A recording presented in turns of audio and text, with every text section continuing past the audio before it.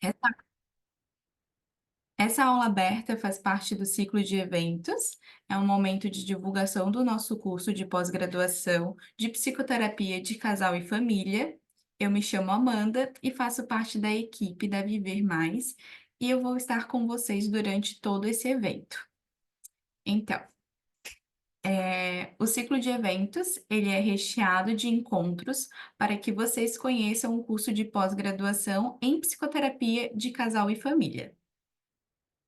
É ideal para quem tem curiosidade e também para quem quer aprofundar um pouco mais seus estudos, conhecer, saber ainda mais da possibilidade de atuação com casais e família. Então, já vou deixar aqui para vocês, né, ali no bate-papo, um convite para a nossa próxima aula, né, que será um roleplay. A prática da psicoterapia de casais vai ser no dia 15 de maio, às 20 horas, e a gente vai deixar ali para que vocês façam a inscrição e não percam tempo de estarem aprofundando cada vez mais esse estudo, né? E antes do conteúdo, eu quero que todo mundo saiba que no final da aula vamos mostrar mais informações do nosso curso de pós-graduação em psicoterapia de casal e família, e quem estiver participando do ciclo de evento vai estar ganhando aí bônus exclusivos. Então, fiquem até o final. Antes de iniciar a aula, né, eu queria saber de vocês que estão aqui, que possam estar ligando as câmeras de vocês, ou então colocando ali no chat, me falando se vocês são estudantes ou se vocês são psicólogos, né? Quem puder compartilhar ali no chat um pouquinho para a gente ir se conhecendo.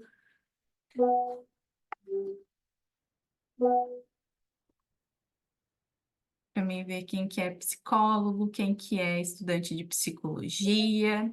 É importante essa troca, né? Porque os nossos eventos, eles têm espaço para os estudantes de psicologia também. Saibam que aqui vocês podem iniciar uma formação a partir da sétima fase da graduação.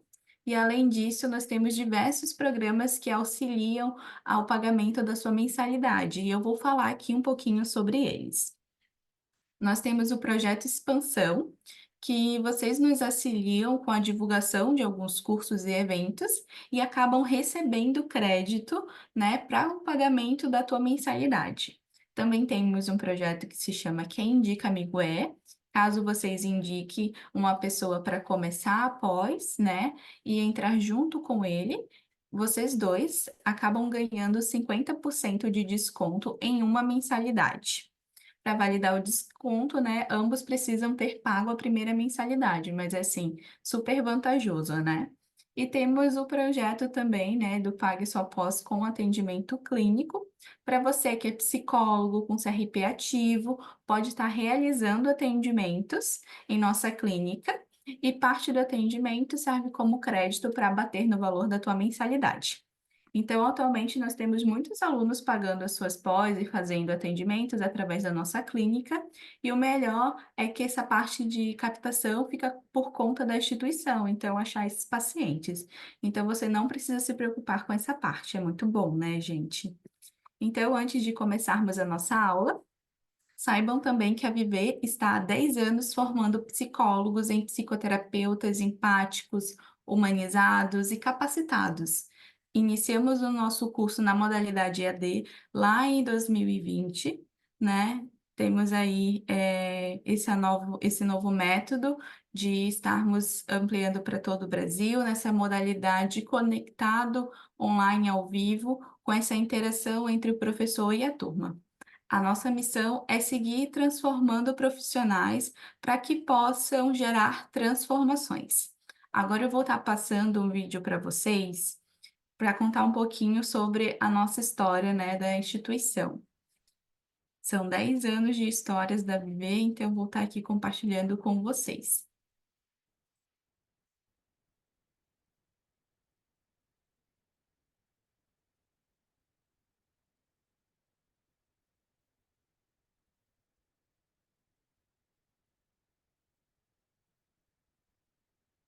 Um minutinho enquanto a gente coloca o vídeo. Com supervisão de casos clínicos, mentorias, aulas e grupo de estudos. Um espaço completo pensado para você trazer seus casos de estudos e ter mais segurança no consultório e desenvolver projetos inovadores nas organizações. Tudo isso em conexão com professores altamente qualificados, nacionais e internacionais, online e ao vivo, junto com você. Aqui na Viver você tem data e hora marcada para viver sua transformação. Você estudante está nas últimas fases da graduação, já pode ingressar no curso com planos de pagamento perfeitos para você estudante. E se você já é profissional aqui na Viver, nós te ajudamos a pagar a sua mensalidade. É isso, gente. A nossa missão é transformar psicólogos em psicoterapeutas completos, né? Nós entendemos que a graduação de psicologia, né, dá essa formação e a gente acaba possibilitando esse aprimoramento profissional para se tornar um psicoterapeuta de verdade, né? E eu quero já estar contando um pouquinho para vocês sobre o nosso curso, né? A psicoterapia de casal e família, ela visa auxiliar esse público, né, na resolução de conflitos, na melhora na comunicação e do relacionamento como um todo. O psicoterapeuta, nesse caso, ele identifica alguns padrões que são disfuncionais e ajuda os pacientes a desenvolver habilidades para lidar com questões que afetam, né, as relações de uma forma eficaz em um espaço seguro, que possam estar expressando seus sentimentos e suas preocupações, né? E para se aprimorar, para você se dedicar, aprender as técnicas da psicoterapia de casal e família, transformar sua construção enquanto psicoterapeuta, conheça alguns diferenciais do nosso curso agora. Nós temos supervisão de caso, porque nós sabemos que a supervisão de caso é essencial para que vocês possam sustentar essa prática clínica. Aqui na Viver, a supervisão de caso já é inclusa no valor da mensalidade, que é super importante para trazer maior segurança. As nossas aulas, elas são teóricas práticas, nós temos grupos de estudos, o nosso curso é reconhecido pelo MEC e vocês não precisam pagar nenhuma taxa de matrícula. Nós também temos pagamentos flexibilizados, acolhimento e atendimento personalizado. Além disso, as nossas aulas elas são projetadas, né, para serem interativas, então você se mantém conectado com o teu professor e com o teu colega, tendo a oportunidade de insights, network, tudo para transformar você em um psicoterapeuta capacitado e seguro, né? Com turmas dia de semana e final de semana. Assim, vocês também podem escolher, né, a modalidade que melhor adapta a sua rotina e vem se aperfeiçoando com a gente, né? Com início, nós vamos ter agora em junho duas turmas. Uma turma que começa no final de semana do dia 7 e 8, e também a turma de dia de semana que começa no dia 17. Nós vamos rapidinho contar aqui para vocês um feedback de uma aluna comprovando como que é um pouco estudar aqui na Viver, e eu quero convidar a Débora para estar fazendo, né? Ela é nossa aluna do curso de Psicoterapia de Casal e Família, e ela vai estar compartilhando agora com vocês um pouco da experiência dela. Oi, pessoal, bom dia, sejam bem-vindos. Então, após a psicoterapia de casal e família, é a minha segunda pós na Viver, né? Então, eu faço a pós de psicoterapia de casal exatamente porque eu senti essa necessidade dos meus atendimentos na clínica e eu percebo que a pós, ela consegue me dar muito suporte nesse sentido. Tanto na parte de supervisão de casos, que é extremamente importante para que a gente que está começando com esse atendimento de casal, atendimento de família, para que a gente consiga ter um direcionamento. E uma coisa que eu também acho muito bacana, e que ajuda muito a gente a desenvolver o nosso papel de psicoterapeuta do nosso jeito, é que a gente consegue escutar vários professores. Então, professores que atuam de diversas formas, né? E a gente consegue ir encontrando o nosso jeitinho de ser psicólogo de casal, de ser psicólogo de família, que é muito bacana. E também, uma grande outra questão que auxilia muito é a clínica, né? E a gente consegue trabalhar, né? Já colocar em prática a nossa experiência enquanto psicólogo e aí estar pagando a mensalidade, que é muito, muito bom. E quanto às aulas também, elas não deixam em nada a desejar, né? A gente sempre consegue ter uma parte teórica, ter uma parte mais prática, o que é muito bacana. E eu vejo também que a gente tem muita proximidade com os professores, né? O online ao vivo, ele permite isso, ele permite que a gente consiga trocar, que a gente consiga falar, que a gente consiga tirar as nossas dúvidas naquele momento. Então, é dizer que a pós, né, ela supre muito as minhas necessidades hoje enquanto psicóloga na clínica de casal e com certeza também auxilia muito ali os nossos colegas, os meus colegas e pode auxiliar você. Isso. Obrigada, Débora. Então, como vocês podem perceber, de fato, o nosso curso dá todo o suporte que é necessário, né, para trazendo aí mais segurança nessa prática clínica. Te agradeço, Débora. E agora, com um prazer imenso, né, a gente vai abrir as cortinas aqui para nossa querida professora Jaqueline. Quero estar apresentando ela um pouquinho e depois dar esse lugar de fala para ela iniciar a aula.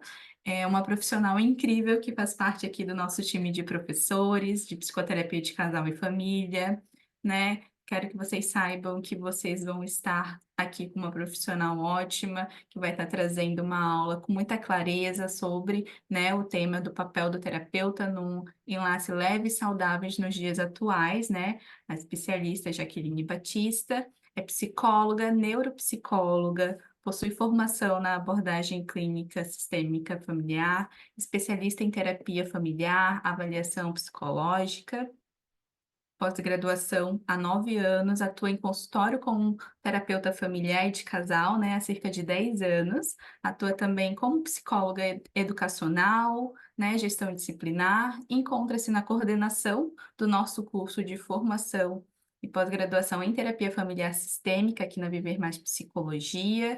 Então, oficialmente, vamos dar início à nossa aula. Quero deixar aqui registrado aqui no final do evento, vou estar entregando bônus para quem ficar até o fim. Então, aproveitem a aula, fiquem à vontade para abrir a câmera, para interagir com a professora, seja aqui levantando a mãozinha no chat. Fiquem bem à vontade e, professora, esse momento agora é seu, que você possa completar a sua apresentação e dar uma linda aula. Bom dia, obrigada, Amanda, obrigada pela apresentação, obrigada, Débora, também pelas tuas palavras como aluna aqui na Viver. É com muita alegria, né? Eu sempre digo que estar aqui com vocês é muito especial, porque é um momento em que nós conseguimos fazer trocas, né? Trocar um pouco mesmo, assim, o nosso papel. Eu nunca me coloco como papel de professora, mas sim de mediadora, porque a gente está nesse movimento de trocas mesmo, né? De processo de ensino e aprendizado. Então, eu também aprendo muito quando estou neste lugar, né? Como professora de vocês, como mediadora de conhecimento. E aí eu acho que o pessoal, assim, tá um pouco com vergonha, né, Amanda? Estão tudo com as câmeras desligadas, né? Então, acho que estão aí se organizando ainda. Mas, gente, fiquem à vontade. Gostaria que vocês ligassem a câmera de vocês, até para eu saber os rostinhos com quem que eu estou conversando, né? Eu sei que hoje é um curso livre, né? Mas é legal, assim, para a gente poder entender como que é essa intimidade que a Amanda falou que a gente costuma criar aqui nas aulas da Viver, né? Então, gostaria muito, muito de coração que vocês ligassem as câmeras de vocês e já deixo aberto também para que vocês possam perguntar, podem me interromper, fazer questionamentos, levantar a mãozinha, fazer perguntas no chat, né? Que eu vou estar acompanhando aqui conforme que vocês forem colocando, tá? Então, é nesse movimento que nós vamos seguir, né, nessa manhã, nessa troca. Oi, Daniele, bom dia. Hudson, tudo bem? Hudson já foi meu aluno, né, Hudson, nos corredores aqui do presencial. Sim. Que bom, seja bem-vindo. Dani, obrigada pela colaboração. E os demais colegas também, né, aí que vão ligar a câmera. Eu sempre digo assim, né, pra gente não se sentir muito sozinha, né?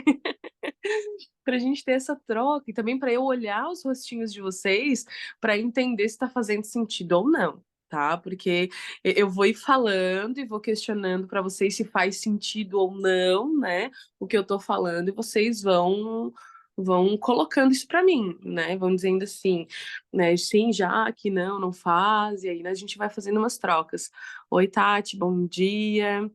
Então, meus amores, sejam todos bem-vindos, né? Já foram bem recepcionados de forma muito calorosa pela Amanda.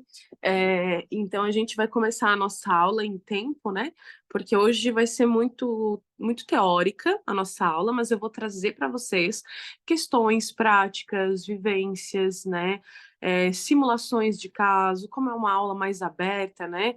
Nas aulas fechadas da Viver, a gente trabalha de forma com casos reais, descrições e tudo mais, né? Aqui eu vou trazer algumas questões, simulações, momentos, né?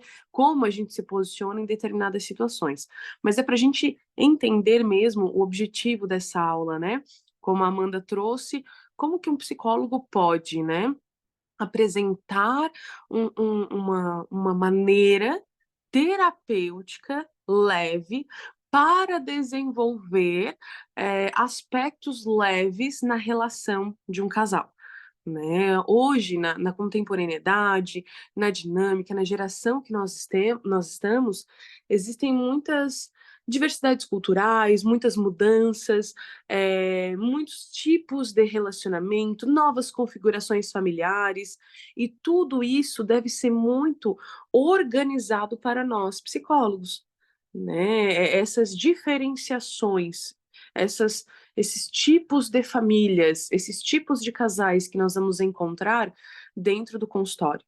Né? Então, eu sempre, primeira coisa que eu digo, né? Nós, enquanto terapeutas de casais e famílias, nós precisamos ter diversidade cultural. Diversidade cultural, esse é o primeiro detalhe, né? Essa diversidade cultural, ela vai mexer no que em nós?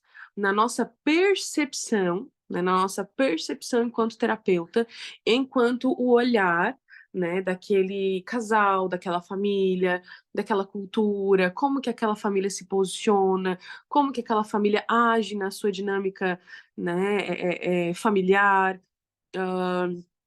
Por que isso? Porque existe, né? Eu sempre gosto de falar isso nas minhas aulas sobre o autoconhecimento profissional. Esse autoconhecimento profissional é como eu me coloco enquanto terapeuta de casais e famílias. Então eu preciso entender o meu manejo, entender um pouco mais da minha história, entender da onde que eu venho, entender quem eu sou e como é o tipo de terapeuta que eu também me construo.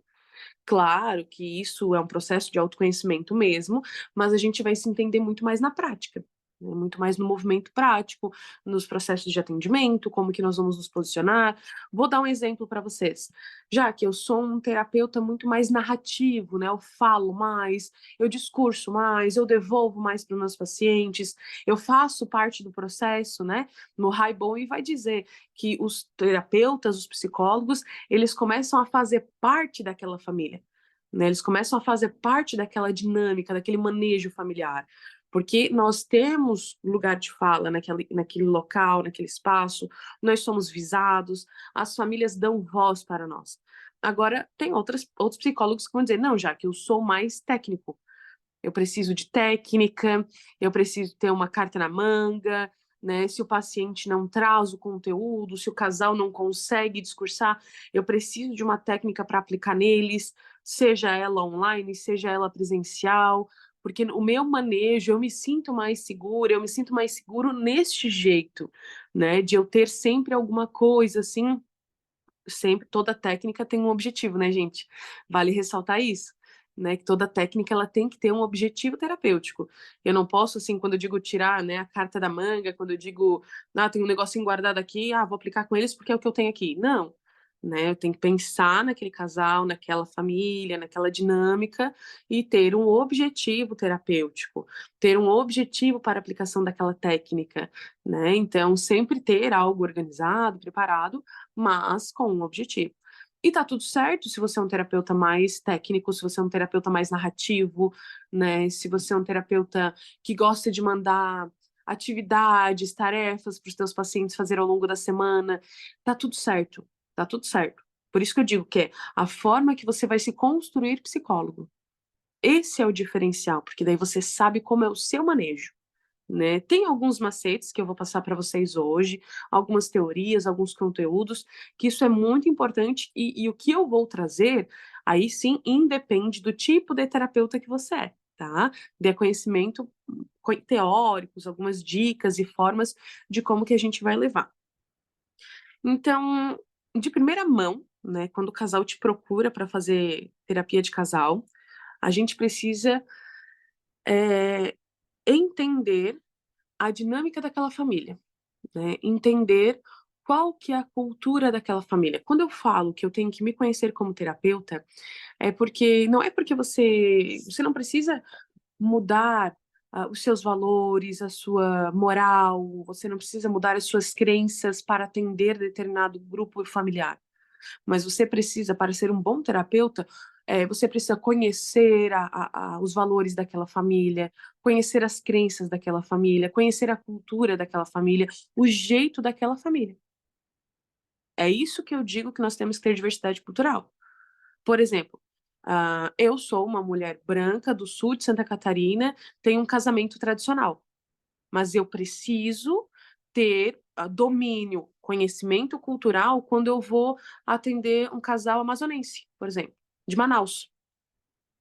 Eu preciso ter diversidade cultural, e eu digo isso na prática, porque eu atendi casais de Manaus e eu precisei estudar sobre a cultura amazonense, né? Quando eu vou atender um casal interracial, que tem culturas diferentes em suas dinâmicas e eles se enlaçam em um casamento, que eles começam a conhecer, né, uma outra dica já, eles criarem a sua própria cultura, porque cada um vem de um jeito, cada um vem de uma família diferente.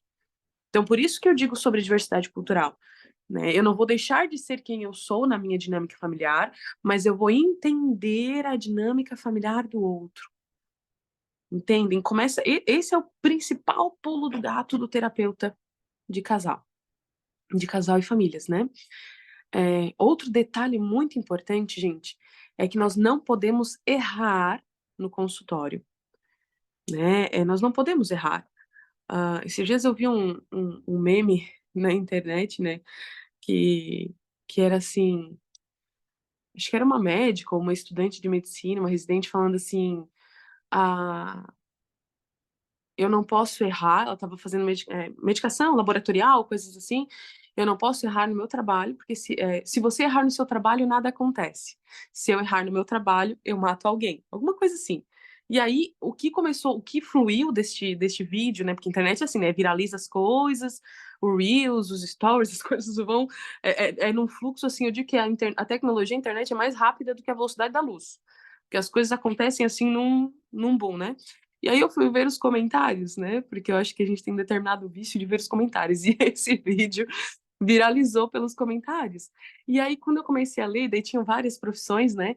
Falando, engenheiro dizendo, se eu errar, a casa pode cair. Se eu errar, aí outro era...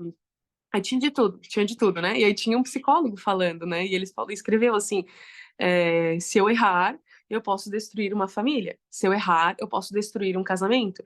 E aí ele começou a descrever quando um psicólogo erra. Então, o momento de errar é na graduação. Isso é fato, né? Porque ali tu estás como estudante, né? E que eu prezo muito para que também não aconteça, né? Porque é experimento. Então, a fase dos experimentos já aconteceram. Então, o grande sábio diz, né? Sábio é aquele que aprende com a experiência do outro. Então, estamos aqui para trazer esse processo de experiência, né, de dinâmica terapêutica, de práticas, por isso que se busca uma especialização, uma pós, né, e eu sempre falo, né, que as meninas apresentaram é verdade. Os nossos professores, eles não são só professores, eles são psicólogos, então isso traz uma grande diferença, porque traz a experiência prática, traz a vivência do dia a dia no mercado de trabalho, não é só teoria, né, por mais que eu comecei dizendo que hoje a nossa aula é um pouco mais teórica, mas também é um pouco mais dinâmica, um pouco mais leve. Vou trazer alguns macetes, algumas questões para a gente estudar juntos, né? Então, nesse aspecto, esse também é um grande diferencial. Entender como que é o manejo do mercado de trabalho. E aí, o outro pulo do gato, que eu ia trazer para vocês hoje é saber diferenciar atendimento de casal e família para o atendimento individual. Porque nas nossas graduações, nós aprendemos a ser terapeuta, psicólogos individuais. Isso é fato, tá, gente? A não ser que você tenha uma graduação, uma disciplina de psicologia familiar e que eu sou a professora, por exemplo. Né?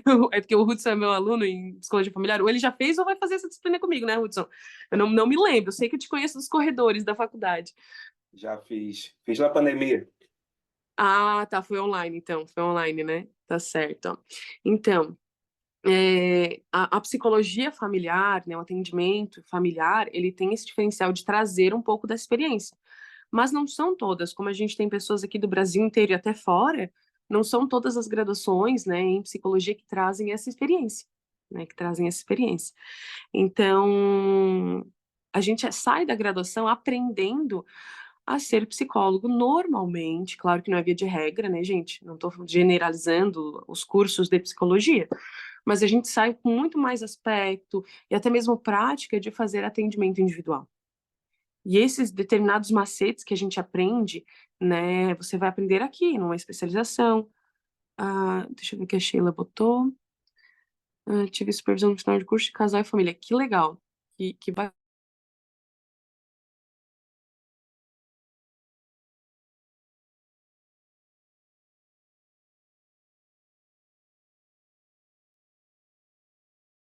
Eu desliguei meu microfone, né? Agora eu voltei. Os meus alunos na nossa graduação, eu busco muito na clínica escola também trabalhar já apresentando a supervisão e o atendimento, né, para casais e famílias, né, no estágio comigo, eles buscam fazer isso também. Então, o outro pulo do gato do terapeuta é saber essa grande diferença entre atender os casais e famílias e atender o sujeito individualmente. Então, quando a gente atende no atendimento em psicologia, você atende uma pessoa que vem buscar acompanhamento psicológico, né? A gente trabalha muito com a demanda de cuidar individualmente dessa pessoa. A gente trabalha com a demanda de trabalhar os conflitos internos dessa pessoa, as suas mazelas, as suas questões, seus traumas, né? É muito no particular, no individual. Então, a pessoa está adoecida, emocionalmente falando. E quando nós falamos de atender casais e famílias, o grande macete está porque você vai atender a relação. Você vai atender a relação. E não especificamente, claro que sempre surge uma questão particular, individual, mas nós vamos trabalhar é que a relação está doente. Individualmente, o sujeito está doente. A relação no atendimento de casal e família é que está doente. Então, esse é o grande diferencial, porque o erro acontece aonde? Aonde a gente vai. A proposta é um atendimento de casal, e aí vamos pensar que a esposa começa a trazer as suas questões particulares. Né? O marido ele se torna um ouvinte. Tão pouco quando não se posiciona também, né? E dá as suas opiniões. E se torna um coterapeuta sem ser convidado, vamos dizer assim. Né? Então tem que ter muito cuidado disso também, né? Quando é questões individuais do sujeito, a gente faz encaminhamento, por exemplo, para um atendimento individual. E quando o casal está contigo, a gente está ali para entender a construção de relacionamento que eles estão tendo. Aonde estão os déficits daquele relacionamento? Né? O que está acontecendo para que você possa auxiliar no desenvolvimento daquele casamento? Agora vamos para as questões, né, de indicações que eu quero fazer para vocês.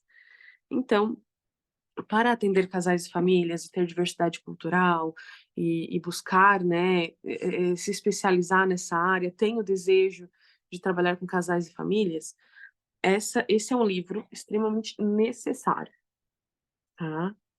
As Mudanças do Ciclo de Vida Familiar, da Carter e da McGoldrick. Ele é um livro bem grosso, ó, gente. Tá? Esse aqui. Esse é um livro, né, eu tenho aqui a segunda edição, esse é um livro a Carter e McGoldrick, que foram as escritoras, tem outros colaboradores deste livro também. Esse livro ele é com base em famílias norte-americanas, mas ele traz uma estrutura, digamos assim, de um olhar geral, né, para o mundo, diante das perspectivas de mudanças do ciclo de vida familiar. Então, nós, seres humanos, individuais, nós temos um ciclo vital, né? Nascer, crescer, se desenvolver e morrer. As famílias, nós chamamos de ciclo de vida familiar. Então, esse processo, na perspectiva das autoras, ele não tem necessariamente um fim. Ele é um ciclo que ele acontece de forma em que as famílias elas vão substituindo papéis e funções, tá? Então, a gente vai para... Vou agora seguir na ordem de apresentar as minhas literaturas para vocês. Aqui é um outro clássico nosso, Terapia Familiar e de Casal, é da Khalil, tá? Esse aqui é um livro bem bacana para quem gosta de estudar casos, de entender algumas demandas, né? Bem interessante mesmo, tá? Esse aqui. Depois, qualquer coisa, eu peço para as meninas, eu mando fotinho, mando para as meninas encaminhar para vocês, né? E por fim, aí esse é um queridinho, né? Da sistêmica, mas também é um queridinho de quem trabalha com casais e famílias, que foi o que a Amanda apresentou na apresentação mesmo, né? Do nosso curso, que é esse livro aqui, A Pragmática da Comunicação Humana. Aí esse livro são de 3 autores principais, foram escritores da perspectiva sistêmica, mas eles trazem exatamente isso, sobre os padrões e patologias, né, dos paradoxos de interação familiar. Então, padrões de comportamento, repetição de comportamento, né, a dinâmica de comunicação dentro de um ciclo familiar e de um casal. Tem uma moça que quer ver vocês, tá? Então, isso às vezes acontece nas minhas aulas. Essa aqui é a Maria Helena, ela veio dar um oi para vocês, acabou de acordar, tá? Então, assim, as minhas aulas são bem familiares, né? Vocês conhecem boa parte da minha família, porque eles vão surgindo aqui, assim. Vai lá com o papai? Toma um cafezinho? Dá tchau, tchau. Tchau. Vai lá, papai tá lá. Procura o papai pela casa. Então, esses são os 3 livros que eu trouxe como indicação para vocês. É do teu irmão. É do teu irmão. Dani, pode perguntar, vi que tá com a mão levantada. Oi, Jaque. Tem um outro que eu gosto também bastante, que é da Froma Walsh, né? Que é o processo normativo da família, que ele é bem bacana, né? Que ele também, eu acho que casa bastante. E o do Andolfo, que também vai falar muito sobre casal, né? Inclusive, até tive um aula com ele, que é terapia familiar multigeracional. Ele é maravilhoso, vai falar daqueles, né? Da casa dos 3 andares ali, do Andolfo. Eu acho que para quem atende casal, ele é incrível, que vai falar sobre casal instável, casal harmônico, casal... É bem bacana também, um livro que eu gosto bastante. Ótimo, perfeito. Obrigada, Dani. Depois manda uma fotinho, bota ali no chat. Acho que, não sei se Mano, vocês têm isso, o pessoal. As vou meninas estão escrever, escrevendo os nomes ali. Elaine, vou pedir para a Dani também escrever ali no vou chat. escrever. Tá. Então, dando sequência, né, nesses 3 livros bases que eu trouxe para vocês, eu gostaria de apresentar para vocês essa questão mesmo do ciclo de vida familiar, que eu falei da Carter e da McGoldrick, que tem um outro livro que ele é baseado em famílias paulistas brasileiras, né? Que eu não tenho ele físico aqui, que eu estou em casa hoje, e estudos em pesquisa, famílias ciclo da família É o da brasileira, Seneide Cerveni? da Cineide Cerveni, esse mesmo, esse Sim. mesmo. A Seneide, ela faz a pesquisa, né? Até baseada, ela vai falar sobre o ciclo vital na perspectiva das famílias brasileiras. Exatamente, exatamente. Que é muito bom também, tá? É bem legal e traz muito mais uma realidade cultural nossa, assim. Então, tem algumas ênfases né, detalhes diferentes, mas esse ele se torna uma base, né, um ciclo, porque elas tiveram base no ciclo de vida familiar também, a construção, né. Se tu puder, Dani, digita ali para mim também, que já me ajuda, né, para o grupo ali, esse outro livro que a gente está indicando. Neste livro, das mudanças do ciclo de vida familiar, eu vou apresentar para vocês que é o estágio do ciclo de vida familiar, os estágios, que é um detalhe muito grande que nós, enquanto terapeutas de casais e famílias, psicólogos de casais e famílias, precisamos ter, que é o quê? Entender, quando eu dizia para vocês assim no começo da aula, o tipo de família que nós temos. Entender em que estágio aquela família se encontra, por exemplo. Em que movimento social eles estão vivenciando, né? Um movimento social daquele ciclo familiar. Então, quando a gente vai entender, as autoras subdividem os estágios do ciclo de vida familiar em 6 estágios. Então, se você tá aí, anota, tá? Porque eu não vou compartilhar a tela, é muito mais falando, né? E depois vocês podem revisitar essa aula e ter acesso também a esses livros. Mas o primeiro estágio é quando fala sobre saindo de casa um jovem solteiro. Este é o título do primeiro estágio, que costumeiramente acontece com a grande maioria de nós, sair de casa, solteiro, estudar fora, né, ter uma experiência. Então, nós precisamos ter 2 processos de desenvolvimento mental, que é aceitar a responsabilidade emocional e financeira pelo eu. Então, a maturidade deste jovem vai acontecer quando ele conseguir encontrar processos de responsabilidades, sejam eles, como diz o livro especificamente, traz o social e o financeiro, né? O emocional e o financeiro. Mas existem outras responsabilidades de maturação que todo jovem, adolescente, né, depois entra para a juventude, precisa alcançar. Maturidade biológica, emocional, psicológica, espiritual, a financeira, sexual. Então, todo o processo de maturação ele deve acontecer no fim da adolescência para o ingresso à juventude e à vida adulta. Se algum desses processos não forem maturados, a pessoa encontrará-se, né, com um déficit na sua vida adulta. Ela não vai conseguir elaborar alguma questão, né?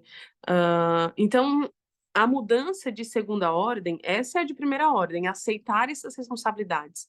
A mudança de segunda ordem seria a diferenciação do eu com relação à família de origem, né? Saber que eu sou membro daquela família, mas também preciso muitas vezes sair, me afastar, viver e construir a minha história, desenvolver relacionamentos íntimos com adultos, né, da mesma geração, e um estabelecimento do eu com relação ao trabalho e à independência financeira. Estabelecer, depois de aceitar, eu preciso estabelecer. Segundo estágio seria a união de famílias no casamento, o novo casal. Então, esse jovem saiu de casa solteiro, encontrou um relacionamento, então ele precisa, né, primeiro estágio, o comprometimento com esse novo sistema, com essa nova família, com essa nova dinâmica familiar. Mudança de segunda ordem, a formação de um sistema marital e o realinhamento dos relacionamentos com as famílias ampliadas, né, e os amigos também, né, o ciclo social deste casal, o que muitas vezes acaba interferindo nos relacionamentos de casais, né, que é não conseguir fazer uma diferenciação do meu novo casamento, da minha família, do meu novo sistema, com o meu sistema anterior, com a minha família ampliada, né? Porque pai, mãe, depois se torna parente, família de extensão, né? Onde a gente costuma visitar. A dificuldade que os casais têm de incluir a sua vida social para uma vida de casamento. Então, tem muito casal que ainda pensa como solteiro, vive como solteiro e não apresenta os seus amigos ao seu cônjuge, à sua esposa, né? E aí esse movimento é o que muitas vezes gera intercorrências em alguns casamentos. Então esse processo vai fluindo, vocês vão percebendo que cada estágio é uma evolução, ok? Ele vai subindo de nível no sistema familiar, vamos dizer assim. No terceiro, né, famílias com filhos pequenos, então teve o primeiro filho, né, depois desse casamento, então precisa aceitar o novo membro nesse sistema familiar, nessa dinâmica familiar, precisa aceitar. Então, muitas dificuldades de relacionamento acontecem por conta disso, né? Não se colocam no papel de pai e mãe, ou ao contrário, esquece-se do casal e apenas vivencia a paternidade e a maternidade, né? O papel de pai e mãe. E aí esquece que existe um casamento ali, um relacionamento, uma paixão, um amor, né? Um desejo. Então as pessoas vão, muitas vezes, cada estágio tem as suas dificuldades. Então, nesse movimento, precisa ajustar o sistema conjugal para criar espaço para o filho, né? Esse filho precisa entrar na rotina deste casal, unir o casamento às tarefas de educação dos filhos, nas tarefas financeiras e até mesmo doméstica, principalmente pensando nessa nova geração que nós temos. Então, você atende um casal e você precisa entender como é a dinâmica do casal, né? Como é que eles estão vivenciando essas divisões, né? Tarefas e tudo mais. E o realinhamento dos relacionamentos com a família ampliada, né? Incluir o papel, eles saem do papel de filhos, se tornam o papel de pais, e os pais deles deixam de ser pais e se tornam avós e avós, né? Então, todo esse realinhamento vai acontecendo e precisa ter uma boa aceitação. Se existe comunicação, melhor ainda.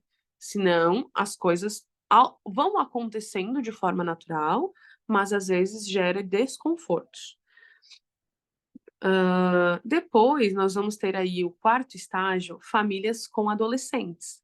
Então, essas crianças foram crescendo, se desenvolvendo, né? E chegaram à adolescência. Então, precisa o casal aprender, né, a aumentar essa flexibilidade, a fronteira deles, enquanto que é a delimitação familiar deles, né, para incluir essa independência dos filhos, e também a fragilidade desses avós, porque começa a ter um declínio, né, dos seus pais quando os filhos são adolescentes. Então, provavelmente, o declínio da fragilidade dos avós é o quê? Bom, vou pegar eu como exemplo da minha família, né? Hoje sou casada com o Alexandre, temos 2 filhos, o Bernardo e a Maria. O Bernardo tem 4 anos, a Maria, fofíssima, que vocês conheceram. Eu estou lendo o ciclo de vida, Mudanças do Ciclo de Vida Familiar, Tati, página 17. Então, hoje, os meus pais estão com 60 anos. Quando meus filhos forem adolescentes, vou pegar o Bernardo com 14 anos. Daqui 10 anos, meus pais vão ter cerca de 70, 73 anos. Então, eles já estarão numa fragilidade avançada, né? Então, permeiam, né? Percebam, a gente vai permear entre a juventude da adolescência, o início, né? Porque hoje, 60 anos, a gente sabe que não é mais idosos, né? São raros as pessoas, até fisicamente, né, cognitivamente, na degeneração cognitiva com 60 anos. Então, estou pensando lá nos 70, 75, para mais até, né? Então, são 2 gerações bem discrepantes, e nós estaremos no meio. Eu me colocando no caso, né? Eu estarei no meio desse processo. E, então, nesse movimento, quando estamos com famílias com adolescentes, modificar os relacionamentos, né? Para permitir que esse adolescente ele permeie, ele possa ter experiências fora de casa, como experiências dentro de casa, né? O entrar, o sair, o permear, o caminhar, né? Um novo foco nas questões conjugais, porque os filhos, até a adolescência, eles se tornam membro dos seus pais. Membro mesmo, parece que é um braço e uma perna, que é onde a gente vai e os filhos vão junto. Mas na adolescência, eles começam a ter um movimento de se distanciar deste papel. Então, eles começam a ter mais independência, eles começam a se posicionar mais, e aí sim é o momento do casal cuidar também de si, entendem? O casal perceber que eles podem dar um enfoque maior para o casamento. Então, tudo são estágios. Os nossos casais precisam saber que eles estão passando por estágios do ciclo de vida familiar. Que às vezes o movimento, a diferença, a dinâmica daquela família está acontecendo por uma mudança de um estágio, de um ciclo familiar. E também, né, acrescenta-se aqui essa mudança de né, de começar um sentido para cuidar também da geração mais velha, que está começando a se tornar uma geração mais frágil. O quinto estágio, lançando filhos e seguindo em frente. Esse é o título. Aceitar várias saídas e entradas dessa dinâmica e desse sistema familiar. Renegociar com o sistema conjugal, né, o relacionamento conjugal. É nessa etapa que acontecem também muitas crises conjugais no casamento. Por quê? Os filhos saem de casa e o casal volta a viver somente eles. Então, o meu filho, que hoje é lançando os filhos e seguindo em frente, ele está começando o ciclo 1, que vocês anotaram aí. Saindo de casa, jovem solteiro. Percebe? Por isso que se fala que esse ciclo de vida familiar, ele não tem uma interrupção, um fechamento, né? Claro que tem algumas intercorrências aí que a gente vai olhar quando eu finalizar os estágios, mas há algumas mudanças desse ciclo, né? Então, é importante que a gente entenda qual é o movimento. Então, aqui o casal volta a ser um casal, apenas. Porque eles não têm mais os filhos dentro de casa sob sua responsabilidade. E aí também é momento do casal se renegociar, se reencontrar, de reviver a sua história, de se reencontrar novamente, de se apaixonar novamente, né? E por que eu digo que acontecem algumas crises aqui, né? Porque às vezes é esse o embate que o casal não consegue mais, porque viveram muito o papel de pai e mãe e esqueceram que são um casal. E eles voltam a viver sozinhos, voltam a lidar consigo mesmo. E aqui eles já estão, né? Não são mais jovens, né? Penso eu, quando o Bernardo for sair de casa, eu, né? Minhas idealizações e como mãe. Você sair de casa lá com seus 20, 25 anos. Bem geração canguru, né? Vai sair de casa mais tarde. Mas daqui 20 anos, por exemplo, eu vou estar com 50 anos. Por isso que acontece a crise da meia-idade. Vê que tudo casa, entendem? Tudo casa. Então, o que acontece com esse casamento, né? O homem tem a crise existencial, a andropausa, a mulher já começou o ingresso na menopausa. Então, acontece muito esse movimento, né, de conexões com a realidade, né, as vivências reais de cada família. E aí também é importante nessa fase de lançando filhos em frente, o quinto estágio, se caso eu perder alguma coisa no chat, é porque eu tô pelo celular, e se alguém quiser me ajudar em alguma leitura, tá? Se alguém mandou alguma pergunta no chat, vocês leem para mim. Importante o realinhamento desses relacionamentos também, né, porque pode acontecer desse filho que eu lancei para fora, já ter um casamento também, talvez eu me tornar avó, né? Esse papel de eu, mulher adulta casada, mudar o meu papel e lidar com a incapacidade e a morte dos meus pais. Então, daqui 20 anos, os meus pais terão 80, 85, né? Então, pode ser que venha acontecer uma incapacidade física, cognitiva e até mesmo a morte. Então, eu preciso ter uma preparação para isso, né? Uma aceitação, aprender a lidar. Por fim, o último estágio, nós estamos falando da família no estágio tardio da vida. Aceitar a mudança dos papéis geracionais. Então, eu deixo de ser aquela mãe jovem e eu me torno a mulher mais idosa. Eu me torno a mulher mais velha. Eu me torno a avó. Eu me torno o avô. Eu me torno esse papel de muitas vezes ser a pessoa com a incapacidade. Então, manter, né, o funcionamento, os interesses próprios ou do casal, né, porque é importante que isso aconteça, porque vai ter um declínio fisiológico.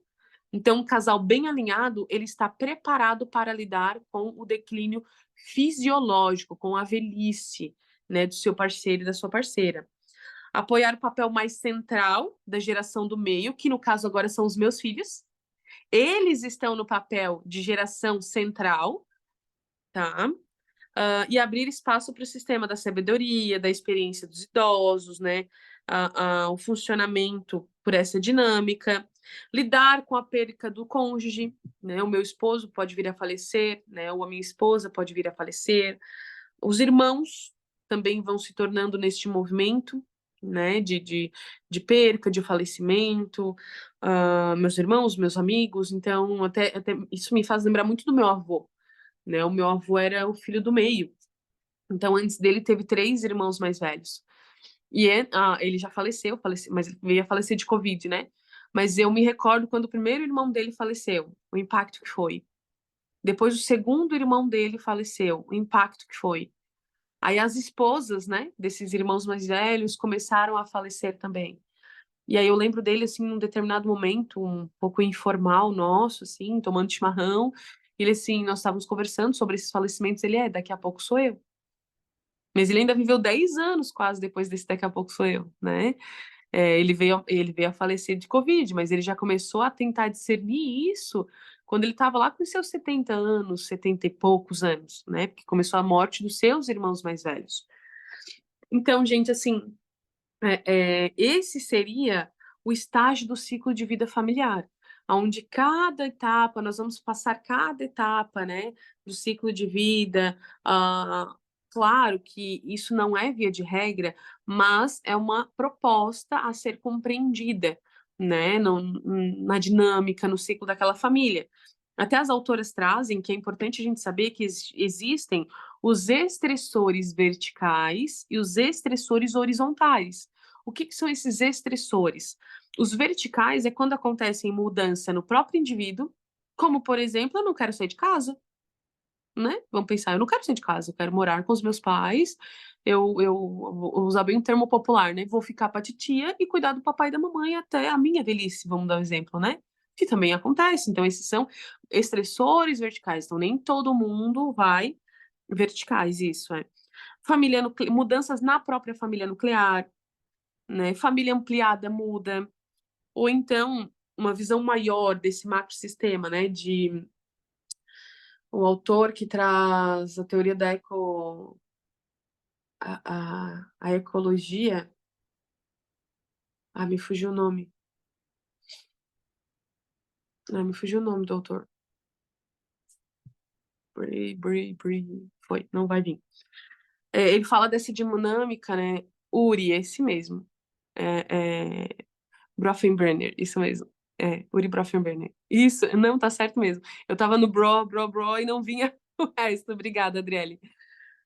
Uri Brofenbrenner, ele traz a teoria da ecologia, que vai falar dos microsistemas e dos macrosistemas de uma dinâmica familiar. Então, mudanças como, por exemplo, comunidade, colegas, mudança social, cultural, política e econômica, isso interfere no nosso ciclo de vida familiar também, né? E os estressores horizontais, né, numa dinâmica horizontal, vão falar sobre transições desse ciclo de vida familiar, ou, por exemplo, imprevisíveis, que são as situações imprevisíveis, como, por exemplo, uma morte precoce, uma doença crônica, um acidente, que essas intercorrências podem acontecer numa dinâmica familiar também. Então, essas são as coisas que fazem sair do ciclo de vida familiar. Ou uma mudança pessoal, uma mudança na família, uma mudança no grande sistema, ou uma mudança, né, numa dinâmica da sua estabilidade, né, social do indivíduo, das suas relações. Ok? Tá, Jaque, por que é importante eu saber disso?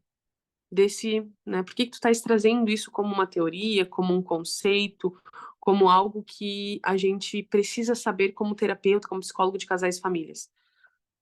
Porque às vezes a dificuldade do casal está exatamente nisso, de aceitar o ciclo que eles se encontram, ou de compreender, às vezes não é nem aceitar, eles sabem que estão se tornando avós, eles sabem que os filhos estão saindo de casa, mas às vezes isso precisa ser dialogado na terapia. Eles precisam fazer essa mudança de primeira ordem, essa mudança de segunda ordem. Eles sabem que estão exercendo esse papel, mas a mãe não sabe que está passando por uma síndrome do ninho vazio, por exemplo, né? Ou o casal está com dificuldade daquilo que eu citei para vocês, de aceitar a voltar a conviver somente eles. Quantas separações nós tivemos na pandemia, né? quem acompanha casais, famílias, porque o casal teve que conviver junto. E qual que é? Daí essa é um pouquinho da diferenciação que a gente tem no ciclo brasileiro, né? O que é o comum hoje? É o casal sair de casa cedo, conviver no período da noite e finais de semana.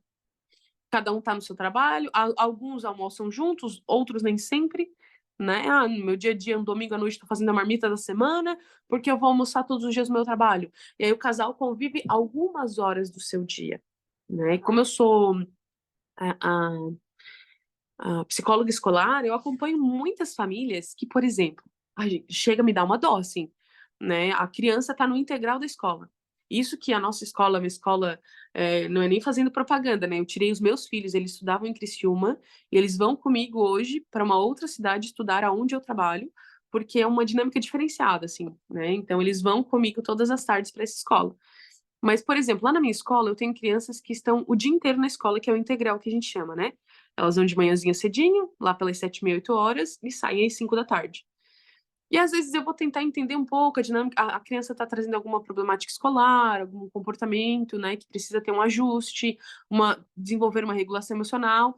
Aí tu vai ver em casa, eles vão buscar os filhos às 5, alguns ficam no integral até às 6, né, porque tem essa possibilidade também.